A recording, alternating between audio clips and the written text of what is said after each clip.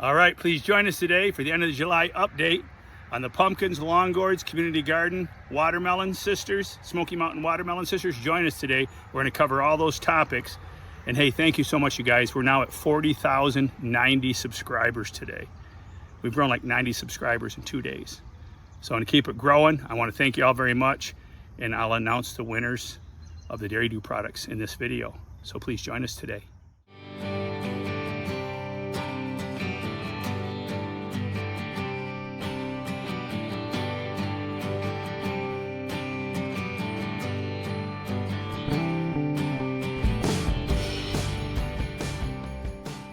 All right, community garden update, a quick update. We got 3 inches of rain last evening. I was down at the Red Devil restaurant in Holly, celebrating my nephew William's 40th birthday. Happy birthday, William. And look at 3 inches of rain came through. I'm gonna go check the gauges in a second. You can join me. But look, the witch, she flipped her hat. But she did have soap for that shower. But there you go. Looks like the community garden did survive. It was a wicked storm that blew through. I'm getting ready to foliar feed. 3 inches of rain, all I can do is foliar feed. All right, now let's head on to the Bubba Doo Cave, Bubba Doo Compound. I can see clearly now the rain is gone. It's Sunday, July 25th. And no, I'm not quitting my day job. And I can't afford singing lessons. But hey, I'm walking up here. I've got a fan replacement. The fan was so soaking wet that it wouldn't work. I had to take the other one back and dry it out. So I'm bringing in the replacement. But here you go. This is the walk back to the Bubba compound. All right, I'm starting to clean up the mess. Here's this is how much 301 I've used, bags and bags. You think with all the rain-mageddon, I could have waddled through the mud and cleaned this up, but hey, I got houses to paint. I got trim to install, windows to do.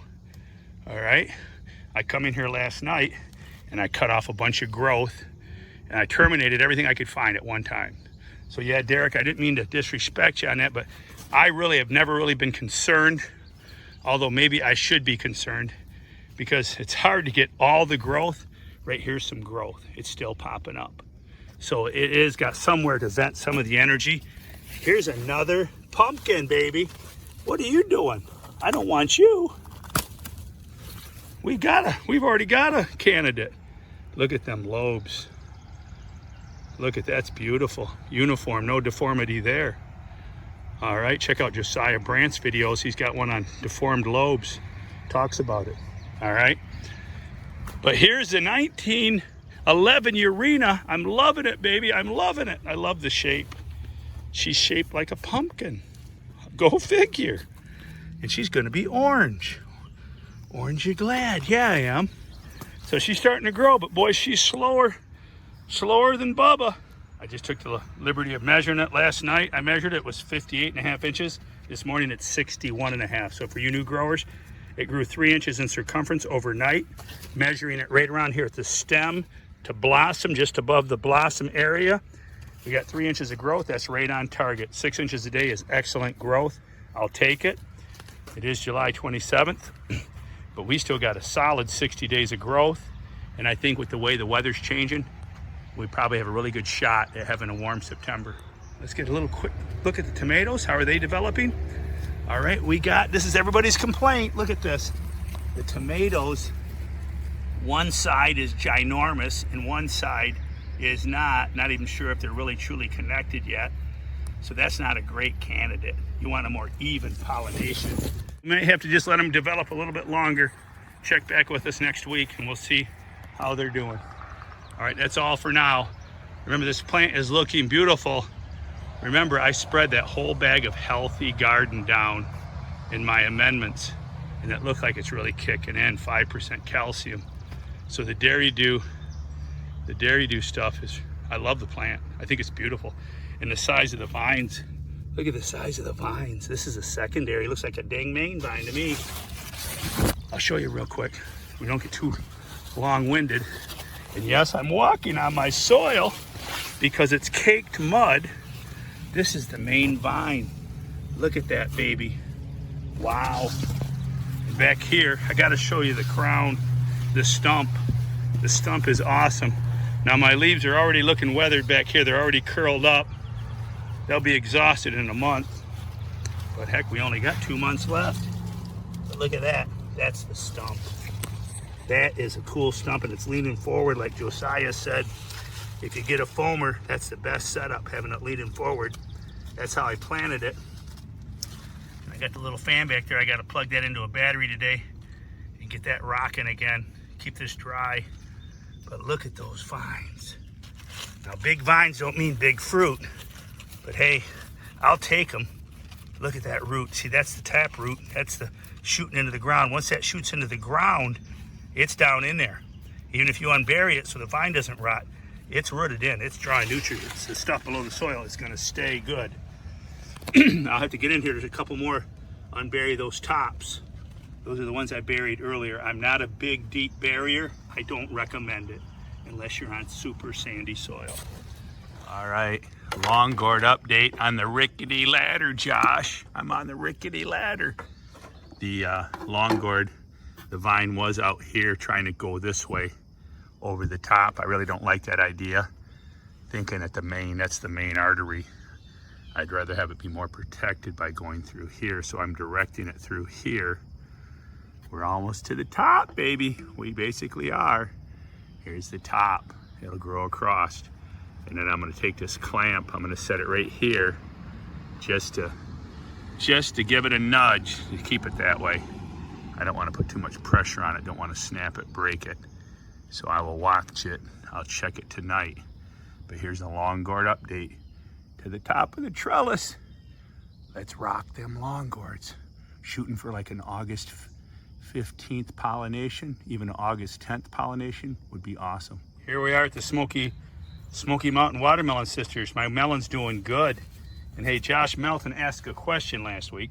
Check at the size, there's my boot. I haven't taken a tape measure to it, and I'm not gonna. I'm just hoping for a nice possible 200-pound watermelon to take out to Nut Tree. If you got one that can beat me, meet me at Nut Tree.